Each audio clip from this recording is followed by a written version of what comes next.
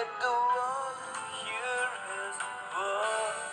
நற்கிரியைகளை செய்கிறதற்கு நாம் கிறிஸ்து இயேசுவுக்குள் சிருஷ்டிக்கப்பட்டு தேவனுடைய செய்கையாயிருக்கிறோம். எபேசியர் 2வது அதிகாரம் 10வது வசனம்.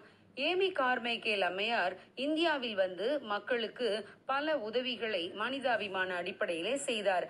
அதற்காக அவர் வெகுவாக விமர்சிக்கப்பட்டார். அப்போது ஏமி கார்மைக்கேல் இவ்விதமாக அதற்கு பதிலளித்தார். ஒருவரும் மனிதனின் ஆத்துமாவை மட்டும் மனிதனின் சரீரத்திலிருந்து பிரித்து எடுத்து ரட்சிப்புக்குள் வழிநடத்தி பரலோகத்திற்கு அனுப்பி வைக்க முடியாது. ஆத்துமா என்பதை மனிதனுடைய சரீரத்தோடு தான் இணைத்து பார்க்க முடியும். மனிதனின் ஆத்துமாவை சரீரத்திலிருந்து தனியாக பிரித்து அதை நல்ல ஆத்துமாவாக உருவாக்க முடியாது. சரீரத்தையும் ஆத்துமாவையும் இணைத்தே தான் நல்வழிப்படுத்த வேண்டும் என்று பதிலளித்தார்.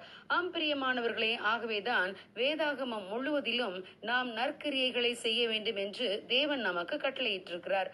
மனிதர்களின் அத்தியாவசிய தேவைகள் சந்திக்கப்படாத பட்சத்தில் அவர்களை நாம் கிறிஸ்துவுக்குள் வழிநடத்த முடியாது. ஆகையால் தான் இயேசு கிறிஸ்துவும் இந்த சிறியரில் ஒருவனுக்கு நீங்கள் எதை செய்தீர்களோ அதை எனக்கே செய்தீர்கள் என்று கூறியுள்ளார். ஆகவேதான் நம் நாட்டிற்கு வந்த மிஷனரிகள் கல்வி பணியை ஆரம்பித்தனர். சமுதாயத்தில் நலிவடைந்த பிரிவினருக்கும் பெண்களுக்கும் கல்வி அளித்தனர். உடன்கட்டை ஏறுதல், தேவதாசி முறை போன்ற சமுதாய தீமைகளுக்கு விரோதமாக போராடினார்கள். இந்த சமுதாய தீமைகளினால் பாதிக்கப்பட்ட எத்தனையோ பெண்களை அவர்கள் காப்பாற்றினர். ஏமி கார்மைக்கேல் அம்மையார் தேவதாசிகளாக விடப்பட்ட பெண் பிள்ளைகளை மீட்டு அவர்களுக்கு உணவளித்து தங்கும் இடம் கொடுத்து நல்ல கல்வி கொடுத்து ஆதரித்தார். அநேக அனாதை சிறுவர்களின் தாயாக அவர் விளங்கினார். அவர்களை கிறிஸ்துவுக்குள் வழிநடத்தினார். மேலும் அந்த காலகட்டத்தில் நம்முடைய இந்திய தேசத்தில் ஏராளமான மருத்துவ பணிகளும் செய்யப்பட்டது.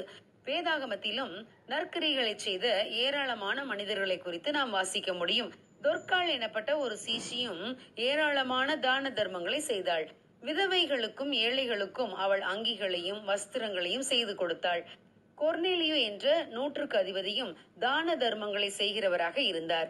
இயேசு கிறிஸ்துவும் பசியாய் இருப்பவர்களுக்கு போஜனம் கொடுக்கவும், வஸ்திரம் இல்லாதவர்களுக்கு வஸ்திரம் கொடுக்கவும், துரத்துண்டவர்களை சேர்த்துக் கொள்ளவும் வேண்டும் என்று கூறியிருக்கிறார்.